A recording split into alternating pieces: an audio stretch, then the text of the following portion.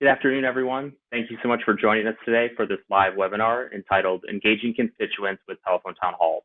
My name is Nick Consler, and I'm excited to co-host this event today with Emily Koeppel from Broadnet. I want to thank everyone for taking time out of their day to join us and to learn more about this important product. Certainly, we've seen over the last few months that it's important now more than ever that members of Congress are engaging with their constituents. And telephone town halls are enabling members to do that in the era of social distancing. Fireside itself is certainly not immune to the societal changes as well. Typically, we would be doing an event like this in person up on Capitol Hill. So we're anxious to hear your feedback on how this event goes and perhaps even hear some suggestions for future events. So the way this is going to work today, Emily and I put together a short presentation that covers not only the basics of a telephone town hall, but also goes into some of the technical details and also covers maybe some best practices. But before we get into that, I do want to turn it over to Emily for an introduction and any opening comments that she may want to make. Excellent. Thank you, Nick. As Nick said, I'm Emily Koeppel with Broadnet. I'm the Director of Client Relations over here. I work closely with Nick and the team at Fireside to execute events for their clients all the time. As Nick mentioned, we've seen a huge increase in demand for our platform with everything going on around COVID. So we thought we would take this opportunity today to walk you through some of our best practices, answer any questions that you have, and prepare you for any upcoming town halls that you'd like to host.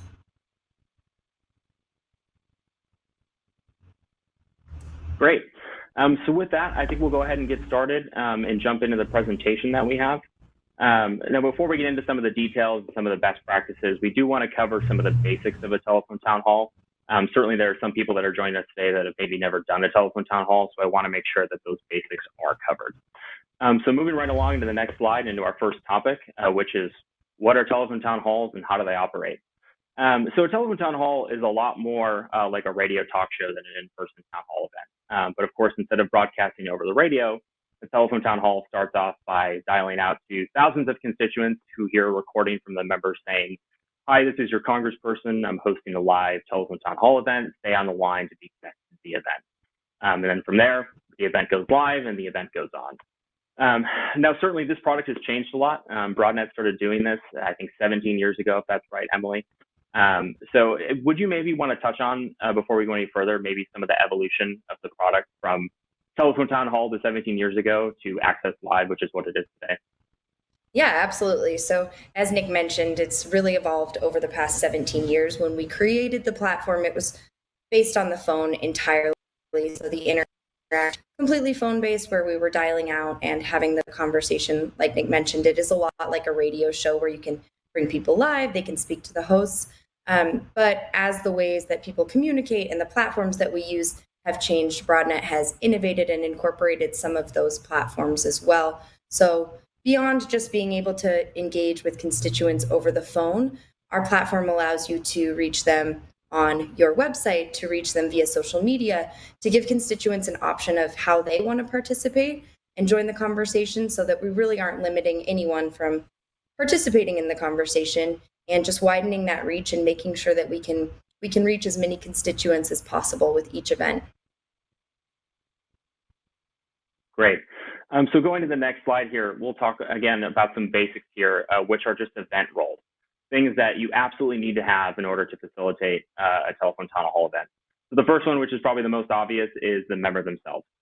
This individual is going to be the star of the show. They're going to be taking all the questions from the constituents, and that's really the person that the constituents want to hear from. The second role, which I think is sometimes maybe a little bit forgotten, is the moderator. The moderator is sort of the MC of the event, the person that's going to be facilitating the conversation between the members and the constituents.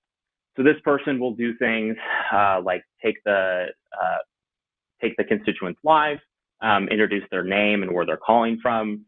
They'll also cover more administrative tasks, like reminding constituents to press *3 to be able to ask a question, and reminding constituents as well to take poll questions during the event. And then the third one, and there's going to be multiple people that are doing this in your office, are screeners. So these are individuals that are going to be talking to the constituents that wish to ask questions before they actually go live with the member. And this is super important. By getting those questions ahead of time, you can ensure that there are no repeat questions, but also it just makes sure that you have all the questions ahead of time so the member is aware of what's coming next. So moving along to our next topic here. Sorry. Go ahead, Sorry, Emily. Nick. Yeah, no, the only thing I would add for the moderator too is it helps give the member a break in speaking because they end up talking a lot on these events. So it gives them a break to grab a drink of water, catch their breath, and kind of transition their thoughts for the next part of the event. And also, if you do have any questions for us throughout this event, if you're on Fireside's website, below the streaming player, there's a section where you can enter your name and your question and submit that, and we'll address as many questions as we can today. Great. So moving along to the next slide here, we'll go ahead and jump into the next topic here, which of course is deciding on topics for your telephone town hall event. This is critically important, but also can be kind of tricky too. We always recommend that you pick and to the best that you can stick to one topic for your event. Now, of course, constituents are going to ask whatever questions they want to ask, but always the best that you can try to stick to one topic. This has been, I think, easier more recently just because of COVID-19 and everything that's going on. Most of the telephone town hall events we've been doing have been COVID-19 related, but it's helpful that the constituents know ahead of time, and this can be accomplished through the opening remarks that the member might give. It just helps them understand kind of what you want to talk about, and it'll help keep the questions kind of on track. So we'll go ahead and jump to the next slide here and talk a little bit about outreach for your actual telephone town hall event. Now, before you actually do the event, and once you pick a topic, you of course have to decide who it is that you want to call in or call out to join the event. And this can be done a couple different ways. Using Fireside's audience tool, you can build lists pretty much however you want with whatever data you want. Of course, we have some best practices too. You can use things like age, or you can use geographic area or issue area. Certainly you have data in your Fireside account that would allow you to figure out whether people care about healthcare or Social Security, things like that. So we'll go ahead and we'll again jump to the next slide here, and we'll talk a little bit about technical setup for your first event. So this slide here, Emily, do you maybe want to cover this one? Because this covers a lot of very specific kind of Broadnet bells and whistles that's unique to you guys. Yeah, absolutely. So as I mentioned earlier, we've really expanded the way that we're hosting these events. So including different features has been something that we've wanted to do over the years, and we see a lot of offices taking advantage of these features. So a few of those that we just highlighted here for you. The first one is a pre-call, and that's a call out to your list the day before, typically the day before the event, and that's letting constituents know that the event is coming up, when they should be expecting a call, and it can also help you give them a heads up on what the topic is so they can prepare their questions and maybe even tell their neighbors or share the information if anyone else wants to join. Another benefit of those pre-calls, in addition to increasing awareness about the event, is cleaning up your data. So as Nick mentioned, you can pull that list from within Fireside and send that directly to Broadnet. If you've never called those numbers before, you can have some numbers that are out of service, no longer in use, just outdated records. So with that pre-call, you can identify which numbers are no longer working and take them out and supplement them with additional records for the actual event so you can increase that participation on the actual event. The next one we have on here is streaming. So we always encourage that you use a stream, and that can be an audio stream. So constituents are just hearing the audio from the phone come through on your official website, or you can also include a video stream, much like what you're seeing today, that's fully produced. We have a producer on the back end controlling everything, so you don't have to worry about the technical side of anything related to the video. Along with streaming is captioning, and we've seen a lot of offices using captioning. This is included on a stream, just the regular closed captioning that you're used to seeing at the bottom of the screen that just ensures that everyone can follow along on an event, even if they're not able to actually hear the audio during the event. And then the last one I have highlighted here, and like I mentioned earlier, this is just an overview of some of the features available to you. So we do have additional features. These are the ones we've seen most frequently used by offices recently. This last one I have here is screeners. So we have specific packages that include screeners that just help take some of the burden off of your staff. So if you need someone to help screen questions or even collect e-newsletter opt-ins, that's something that our screeners can help with during your live event. Great. And Emily, too, while we're on this slide, could you also maybe touch on how guests work. So if a member wants to bring on a guest to their event that's maybe a subject matter expert or maybe a public health official, how does that work? How does that interact with your platform, especially as it pertains to the video platform too? Mm-hmm. Yeah, absolutely. So to cover the phone side first, and then I'll get into video. If they want to include a guest speaker, an expert on a specific topic, for those guests, the experience on the phone is a lot like a conference call. They dial into a toll-free number, and then they hear everything going on over the line, and any questions that should be directed to them, they hear everything that happens on the phone. For video, much like you see Nick and I today, I'm currently in Denver. Nick is in DC. So you can bring hosts in from anywhere. And in order for those guests to participate, we just send them a link. They click into the link and they're able to send us their video stream directly from their computer or their smartphone if they prefer to use that. Great. So we'll go to the next slide here and we'll cover kind of the two packages that are available to be able to do these events. So with Fireside, you have basic and you have total access. A basic access event provides all the essentials that you need to facilitate a great telephone town hall event. But if you want to add on some of those kind of cool, unique features that Emily was talking about, we recommend going with total access because it gives you all of them kind of in one bundled package. So shifting gears here a little bit, we can go to the next slide and we can start talking about some best practices for hosting your telephone town hall event. So when thinking about kind of the overall flow of your event, we have a couple things here that we always remind our customers to consider implementing before they actually do their first event. So the first one is to start with a short speech that the member would give at the start of the event. We recommend about 5 minutes of filler text here. This is just an opportunity for the member to introduce themselves, maybe talk a little bit about the work that they're doing in DC, talk a little bit about the work they're doing in the district, maybe touch on some of the current events of the day. So it's a great way to kind of introduce the conversation, set the event off right, but it's also allowing constituents to enter into the screener queue at the beginning of the call to start building up some questions. So when the member is ready to take their first question, there's a handful that are ready to go, right out of the gate.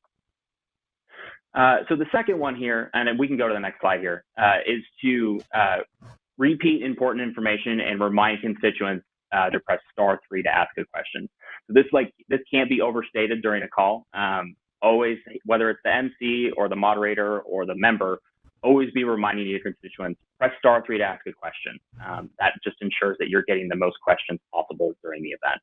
And also things like repeating important information. A lot of our customers right now have important COVID-19 information on their website. That's a great opportunity to highlight that, right? Check out my website. Go find this information there, after our event today. The third one, the best that you can, avoiding long pauses or dead time.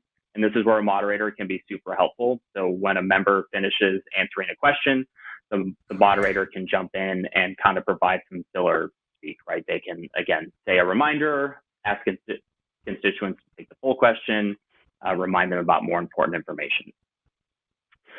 Which leads us to the next bullet there, engaging frequently with Q&A and poll questions. Emily, do you want to talk a little bit about how the poll questions work in Broadnet? Yeah, absolutely. And we do have some questions that came in online, so we'll address those at the end of this slide.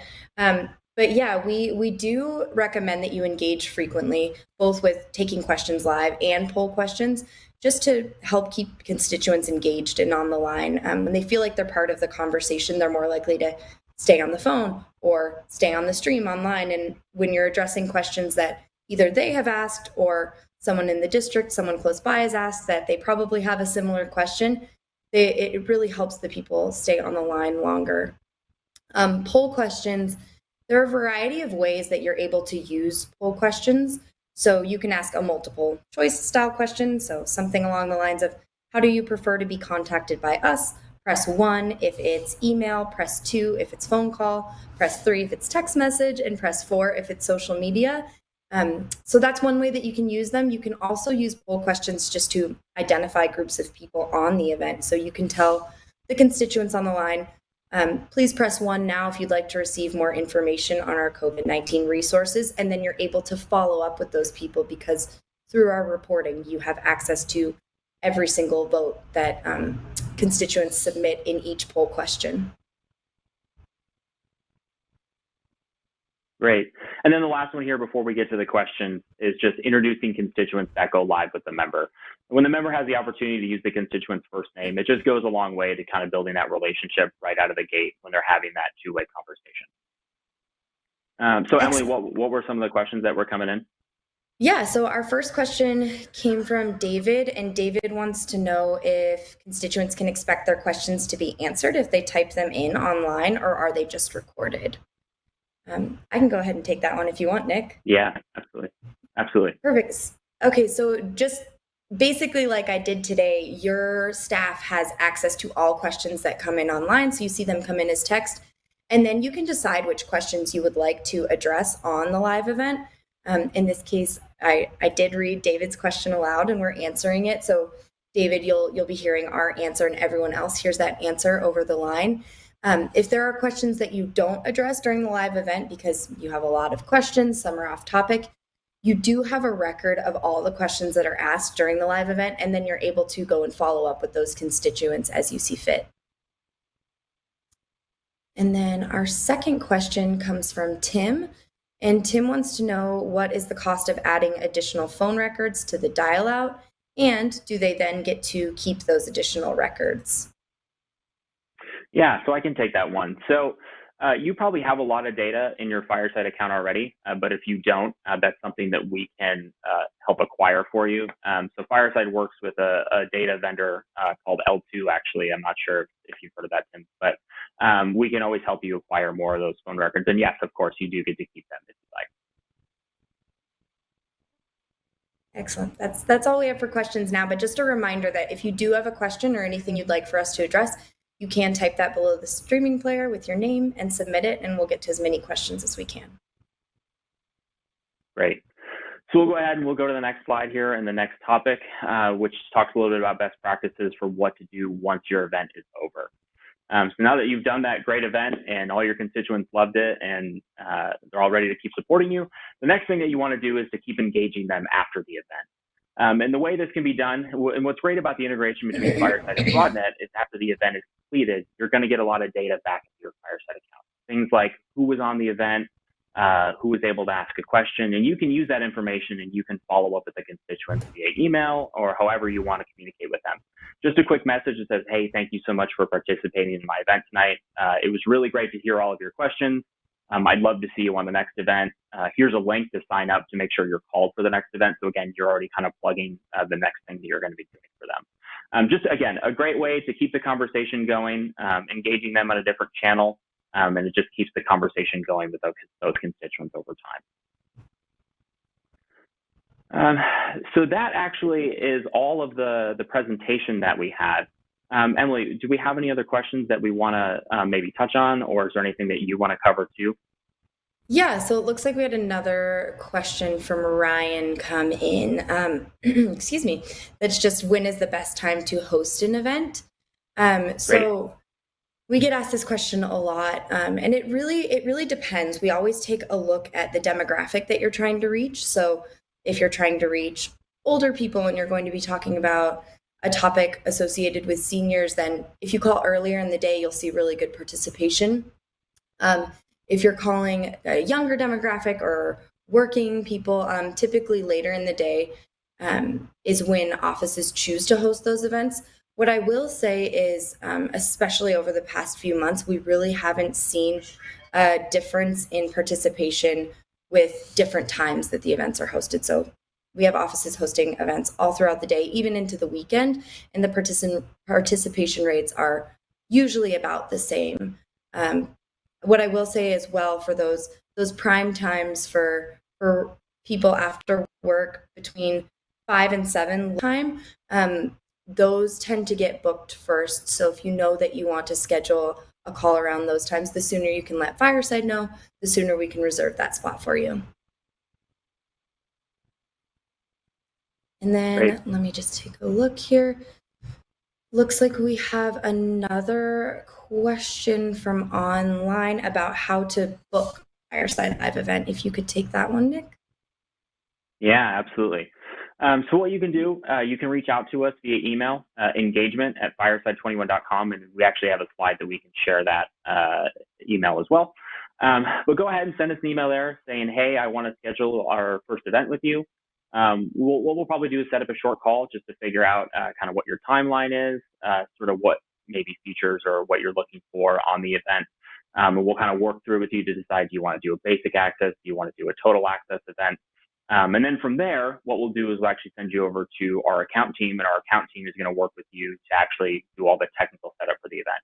Let's get the recordings done. Let's figure out if you want to have any poll questions ahead of time. Let's figure out who it is that you actually want to call during the event.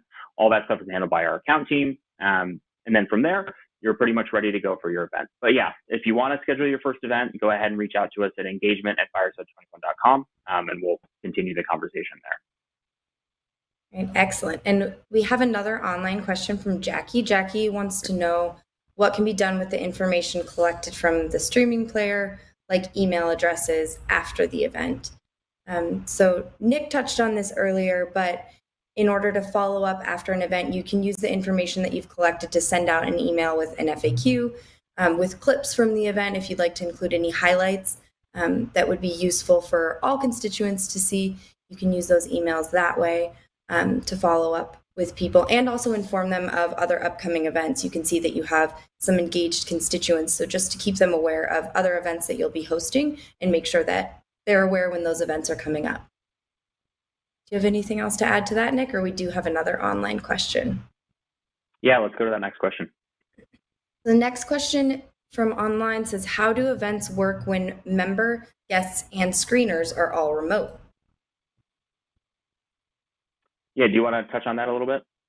Sure, yeah, definitely. So we sort of talked about this earlier. Like I mentioned, I'm in Denver, Nick is in DC. We're speaking, we can hear each other, and you all can hear us over the line. So people are able to join really from anywhere they are.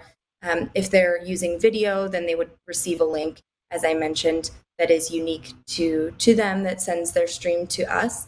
And if they're calling in and they're just on the phone, as screeners would be, they receive the dial-in information, and then all they need is their phone to dial in either as a host for your guests or a screener for screeners.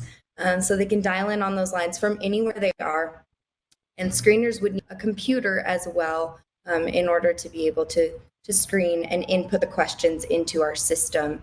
But really, these can be hosted from anywhere people are and bring everyone into the conversation, regardless of the distance.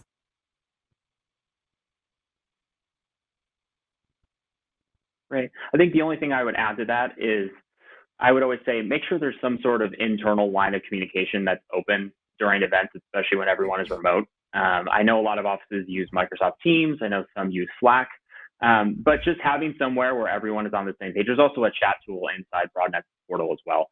But just making sure there's an open line of communication with everyone that's involved in the event. So if something needs to be communicated that can't be said over the live event, the message gets out to everyone. Yeah, that's a great point. And like Nick said, we do have our internal chat function that only your staff would see in the live event. So you're able to communicate that way. And there are also ways they coordinate within the system in terms of which questions you want to take. Also have a ranking feature for questions that come in over the phone. So you can prioritize those questions, make sure that everyone is on the same page in terms of what questions you do want to address. And then you can also communicate, as Nick mentioned, through that chat feature. And it looks like we have another online question from David that wants to know, how much does it cost to bring the data back into Fireside after the event? Yeah, so there's actually no cost to that at all. That's built in with the API integration between your Fireside account and between Broadnet. So you're going to get all that data on the back end, and it just happens automatically. So no extra cost associated with that. Yeah, and I would add there too, that is a benefit of working with Fireside, as they are integrated directly with our system. So that does happen automatically, as Nick mentioned. And then we have another online question. It says, if I wanted to start doing telephone town halls, how much time does it take to set one up? That's a good question. So it does depend how much lead time is required to set up an event.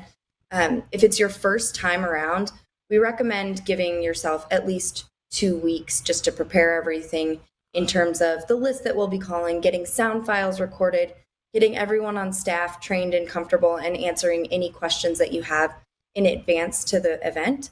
After that first one, and you become a little bit more familiar with the setup and what it takes, we can turn them around quickly. You just want to make sure that you give your staff enough time to prepare, to make sure that you have time to schedule guest speakers that are going to be on the line, to prepare notes for the member, and then also get anyone trained that would like to go through a refresher training. So typically, is nice, but a few days if you're comfortable and aware of everything that you need to get to Fireside in order for it to be a successful event. What I'll add in terms of preparation time is if you want to host a video event, particularly if it's your first time, but we encourage that you do this every time you host a video event, is that you set up time for a technical test.